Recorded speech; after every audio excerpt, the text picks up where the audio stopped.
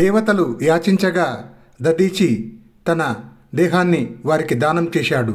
అనంతరం విశ్వకర్మ ఆ దధీచి మహర్షి ఎముకలతో 100 అంచులతో ప్రకాశించే పదునైన వజ్రాయుధాన్ని తయారు చేశాడు.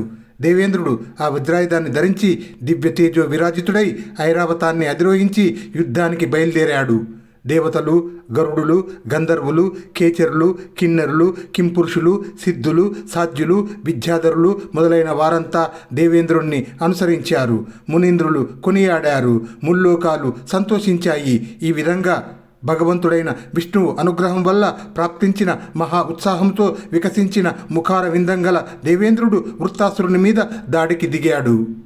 అప్పుడు వృత్తుడు దానవ అన్వయ పవిత్రుడు లోక జిగాంసక క్రియా సూత్రుడు నిగ్రహ ఆగ్రహణ సుస్థిర వాక్య వివేకమాన చారిత్రుడు దేవత ఉరగ దరీకృత వక్త్రుడు రోష దూషిత మిత్రుడు శత్రురాకనుగని మిక్కిలి అయిన యుగాంతక ఆకృతిన్ దానవ వంశములో ఉత్తమోత్తముడై పుట్టినవాడు, శత్రులోకాన్ని సంవరించడానికి కంకణం కట్టినవాడు, నిగ్రహ అనుగ్రహాలకు తగిన వాక్యాలు ప్రయోగించటంలో ఆరితేరినవాడు, దేవతలు అనే సర్పాలను మృంగే గుహ వంటి నోరు గలవాడు అయిన ఆ వృత్తాసురుడు శత్రువులు దండెత్తి వస్తున్నారని తెలుసుకొని రోష భాషణాలతో వారిని దూషిస్తూ ప్రళయకాల యముని వలె భయంకర ఆకారంతో ఉన్నాడు.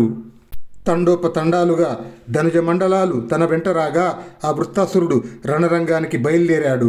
ఆగ్రహ ఆవేశముతో ఉద్ధతుడై రాక్షస సేనా నాయకుల మధ్య నడిచి వస్తున్న వృత్తాసురుడు మదపు టేనుగుల మధ్య కదలి వస్తున్న మహాపర్వతం వలె అగుపడుతున్నాడు.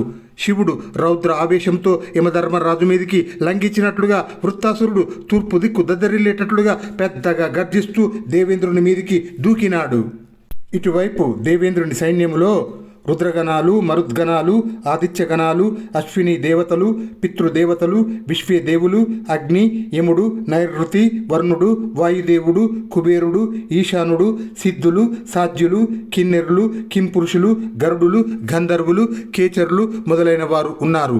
అటువైపు వృత్తాసురుని సైన్యములో నముచి, శంబరుడు, అనర్వుడు, ద్విమూర్ధుడు, వృషభుడు, అంబరుడు, శంకుశిరుడు, విప్రచిత్తి, అయోముఖుడు, పులోముడు, వృషపర్వుడు, హేతి, ప్రహేతి, ఉత్కటుడు, ధూమ్రకేశుడు, విరూపాక్షుడు, కపిలుడు, విభావసుడు, ఇల్వలుడు, పల్వలుడు, దందశూకుడు, వృషధ్వజుడు, కాలనాభుడు, మహానాభుడు, భూత సంతాపనుడు, వృకుడు, సుమాలి, మాలి మొదలైన దైత్య, దానవ, యక్ష, రాక్షసులు అసంఖ్యాకంగా ఉన్నారు. ఉభయ పక్షాల వీరులు కలియబడి ఘోరమైన సంగ్రామానికి దిగారు.